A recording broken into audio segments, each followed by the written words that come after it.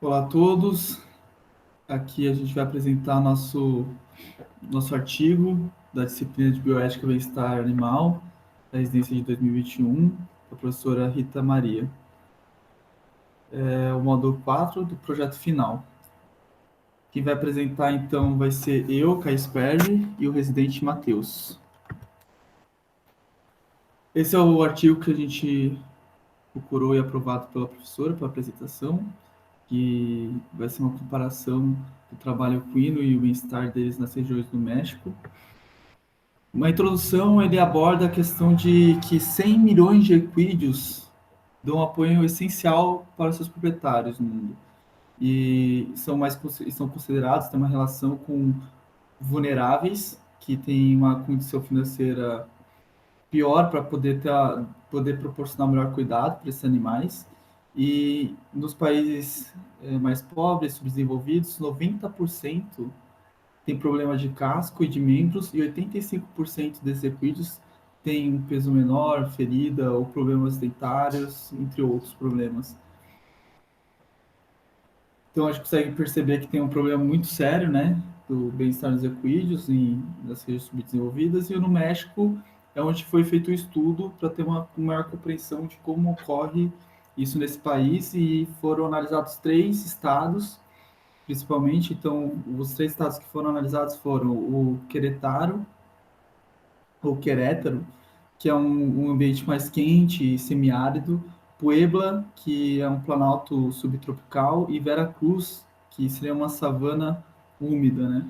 E o período que foi analisado foi de janeiro a abril de 2019. Querétaro, aqui a gente tem uma imagem para a gente ter mais uma noção desse ambiente quente semiárido. Aqui já uma imagem de Puebla, subtropical, e aqui o Veracruz, que é mais úmido.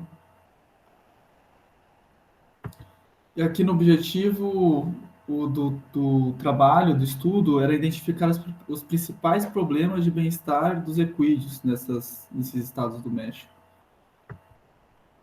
Em questão de materiais, foi feito sessões relevantes com Equid Assessment Research and Scoping, que eles usaram esse questionário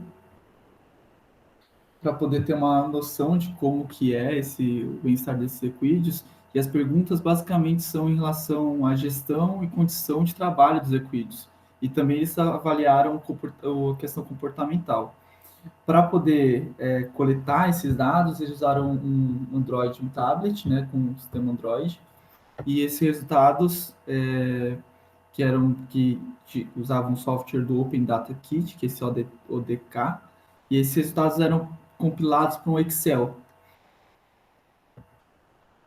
Os métodos, então, foram avaliadores treinados, então médicos veterinários principalmente, e as amostras eram de animais que eram atendidos em clínicas gratuitas, ou por meio de cirurgias de rotina de animais saudáveis, e aproveitavam e faziam um questionário do equídeo. Era também feito uma amostragem aleatória porta a porta. Então, aleatoriamente, eles iam em porta de proprietários de equídeos para fazer a aplicação do questionário. Era muitas vezes usado um tradutor para poder falar a língua dos moradores, dos proprietários. E quando um proprietário tinha muitos equídeos, eles faziam uma seleção aleatória desses animais. O proprietário era convidado, então, a segurar o equídeo, e era feita uma curta avaliação comportamental e física. Então, os marcadores de bem-estar que eram realizados eram o estado geral de saúde, então eles analisavam, e valia 3 pontos, a alteração cutânea, então se observava qualquer alteração cutânea, eles também colocavam em 3 pontos, e o score de condição corporal também eles analisavam e valia 5 pontos. Eles observavam se tinha presença de parasitas, se era ausente ou não, claudicação, reação à abordagem, se o animal ele era amigável ou não. Mas também foi realizado algumas perguntas verbais que foram gravadas, e o proprietário tinha que responder sobre sua prática de trabalho, sobre o manejo geral dos equídeos, as atitudes sobre o trabalho dos equídeos, sobre os fatores demográficos e de subsistências. E essa duração dessa parte verbal durava entre 20 e 40 minutos. Depois que eles faziam essa entrevista gravada, depois eles escreviam para eles faziam uma parte escrita do que eles respondiam. Muito bem. Quanto aos resultados, então, a gente percebe no artigo que foram entrevistados 120 participantes de 3 aldeias distintas e principalmente a atividade agricultora dessas pessoas. Eles verificaram que as condições de trabalho dos animais, todas as mulas, elas eram colocadas em sistema agroflorestal. 75% dos burros eles eram utilizados para transporte de carga e 75% dos cavalos eram utilizados para passeio. Essas foram as 3 espécies que participaram da pesquisa. E eles notaram que havia uma pequena variação conforme a localização desses animais. Então, daqueles estados que foram estudados, esses dados variavam conforme a localidade. Os proprietários relataram que 91% deles tinham algum tipo de renda com esses animais e só 22% dos proprietários utilizavam os animais como a principal fonte de renda da família. Esses animais, 83% deles trabalhavam pelo menos 3 horas num dia e a maioria do período era de 5 dias na semana.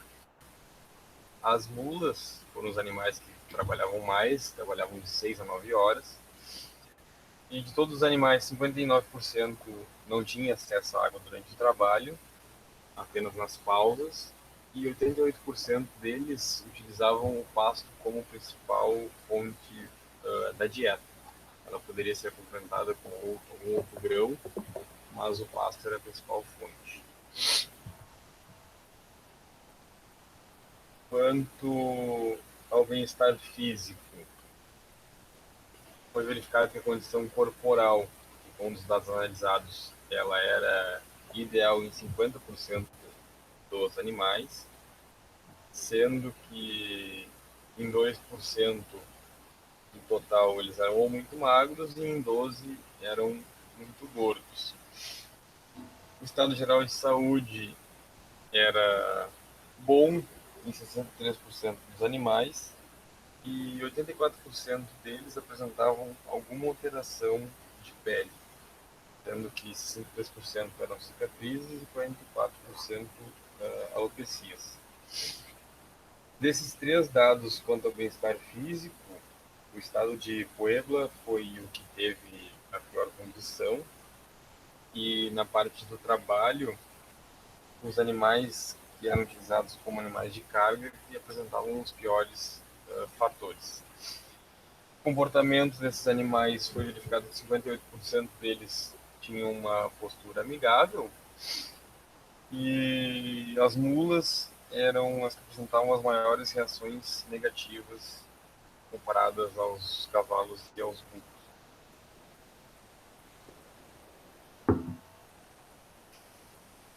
Na discussão, os autores eles verificaram que nesses estados avaliados apresentaram uma pontuação de bem-estar de 2,71 e quando comparada à média de outros países, que é 2,14, ela é uma pontuação significativamente mais alta.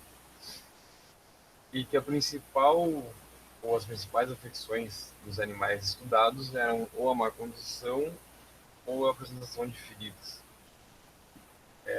As diferenças do bem-estar entre as localidades elas podem ter ocorrido devido às variações climáticas e culturais, sendo que o clima tropical característico do México ele influencia no aparecimento de insetos e parasitas que vão gerar alguma lesão, principalmente de pele.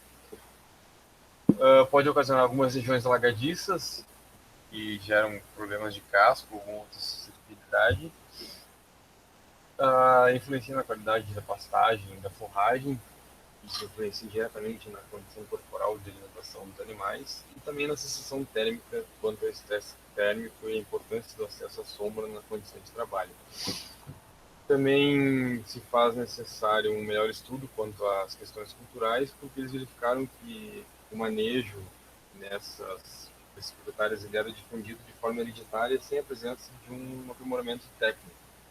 E isso gerava alguns bolsões locais quanto ao manejo que tendiam a influenciar a percepção que o proprietário tinha em relação ao animal e a importância dele quanto ao seu grau de bem-estar. Então, não foi possível, nesse estudo, associar quais as características culturais influenciavam na parte de bem-estar, mas eles identificaram que assim, o manejo difundido de pai para filho poderia ser o principal fator.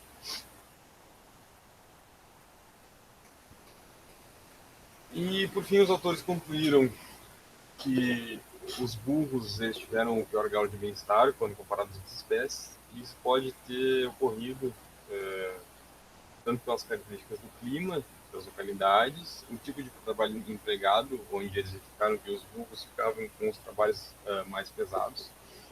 E também um fator importante que citaram é a percepção de valor da espécie ser inferior às outras quando por parte dos proprietários. Uma vez que na região foi verificado que os burros eles participam menos ativamente na condição de renda e têm um valor de mercado inferior, então eles não têm tanta influência na quantidade de recursos que o proprietário do burro possa angariar, e na hora de venda, para o proprietário é mais vantajoso ter um cavalo ou uma mula que tem um valor maior do que um burro. Também foi analisado que a IARS ela permitiu uma comparação padronizada entre as diferentes regiões da comunidade latino-americana, mas que era necessário utilizar um N maior para que esses resultados pudessem ser generalizados quando comparados aos diversos contextos que os animais possam estar inseridos, além desses que foram avaliados no estudo. Na parte crítica, eu e o Caio conversando, a gente chegou à conclusão que a primeira coisa que a gente viu assim era a parte do questionário que foi feito, a parte gravada, porque não é disponibilizado no artigo nenhum meio que a gente possa ter acesso a essas gravações. Então, daqui a pouco se o autor quisesse mascarar algo, poderia ser muito fácil, uma vez que os leitores não tenham acesso a essas gravações ou ao questionário que foi utilizado e preenchido posteriormente. Também ele é um artigo não muito extenso, porém com alguns dados bastante confusos. Ele coloca diversos dados embaralhados e misturados, indo e voltando nas avaliações que foram feitas. Então, por exemplo, a parte de avaliação no estado geral de saúde, ela avalia o estado geral pelos exames clínicos e depois divide em diversos fatores que se misturam entre eles, então fica bastante complicado a gente analisar isso. Eu acredito que o N dos animais também, ele é meio pouco pela significatividade que o estudo possa ter. Então, se eu não me engano, foram 100 e... Calma, a gente colocou aqui exatamente o valor. Aqui, 120 participantes de 3 mas o número de aldeias. animais que eu não lembro, são 120 alguma coisa, por exemplo. Então, principalmente a parte das mulas, foi só 7 animais, um número pouco significativo. Então, isso possa ser melhorado no estudo. E eu acho que levar esse estudo das partes cultural à frente, acho que a gente pode trazer essa avaliação aqui para o Brasil, fazer algum estudo aqui, porque eu acho que eu nunca vi nada do tipo, e os equinos, principalmente de onde eu venho, lá no Rio Grande do Sul, às vezes não estão considerados a parte de bem-estar dos cavalos. E também acho que dá para acrescentar quando eles falam do aleatório, né? Eles fizeram faziam, por exemplo, quando o proprietário tinha vários equídeos, eles faziam uma, uma escolha aleatória. Só que eles não descrevem como que foi essa aleatoriedade. Assim como também eles falam que é aleatório na hora de escolher a propriedade para aplicar o questionário, mas eles não descrevem que tipo de aleatório para se saber qual propriedade que iria ser aplicado o questionário. E é isso, obrigado. Obrigado pela atenção de todos. Espero que tenham gostado. Qualquer dúvida, podem entrar em contato com a gente. Obrigado. Tchau, tchau.